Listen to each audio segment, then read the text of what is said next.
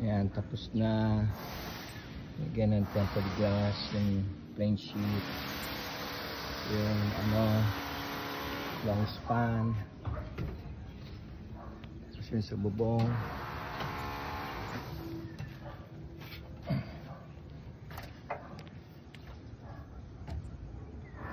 Yan, kabit na lahat yan. Inabutan na ng ulan pero tapos na to. So yan po ang effect niyan pag umuulan. Baguio feels. Tapos nilagyan ko pa ng mga shade. Binago yung mga salamin. Kaya lang maraming electric fan. Tapos yan, Baguio feels. Pero start na naman ang gulo kasi ito naman tinitira yung dating pantry, ginagawang toilet. Dito yung lavatory, water closet, ayan na magiging tiles niya. Tapos meron siyang maging separate na shower. Ayan, so pang guest ayan, powder room. Sunod na kitchen. Ayusin yung bubong. Okay, natapos na lahat. Yung roofing, yung shade doon, yung sky roof, yung mga bagong roof dyan. Nilagyan ko ng shades, pininturahan lahat ng fence. Puting-puti na. Ito yung skylight. Kasalamin na. Pati yung mga bintana. Bago salamin, bago pintura. Kaya lang ang daming tambak Bakit? Kasi sa loob naman tayo gumawa. Ayan ayos na. May mga blinds pa ako nilagay dyan. Pang shade. Okay, ito na. So, ransak ang bahay. Ayan na ang mga parts na kakabit, exhaust, mga ilaw, tiles, dalawang water closet, mga tile cement. Ito, puro tiles yan. Alright, mag-update naman tayo. Halos may 1 week ako hindi nag-vlog. Anyway, tapos na to. So ito yung frame na parang ganyan. Ganito ang kinalabasan. Minasilya yan ng husto, ng polytop, niliha, tapos pininturahan.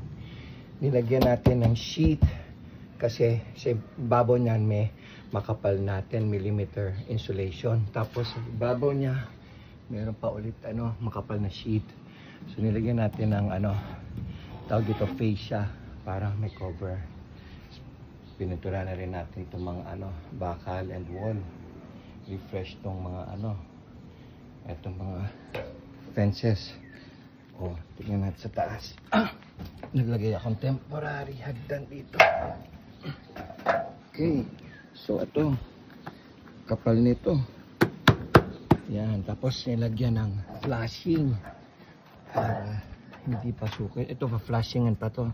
Hindi makita yung mga mapasukan ng ibon o kung ano man, ulan, tubig. Itong slab na waterproof natin. So ito yung tubular niya, matibay yan, at saka yung mga doble-doble na insulation. So natakpan na natin yan. Ito na, lagyan na natin ng flashing lahat ng gilid, likod. Itong final nito, lilinisan at pipinturahan. Ito, unti na lang. Mako-cover ko na itong butas yan. Ayaw natin pumasok sa slab. So, nilagyan natin ng paganito. Tinakpan natin yan, tapos sinakpan natin yon. Isang higintay na ako na extra sheet ko para ma-finalize yun. Okay. Sige, ikot tayo sa baba. Okay. So, ito yung may extra sheet. Ito yung naunang area. And then, lilinisan niya tapos papinturahan. Para tapos na yan. Ito, natapos na tong pinturahan. Yan. I-retouch na tong mga hagdan na damage, kakaakyat. Okay.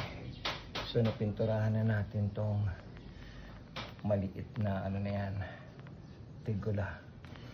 Okay, so ito, next natin aayusin yan. Alright.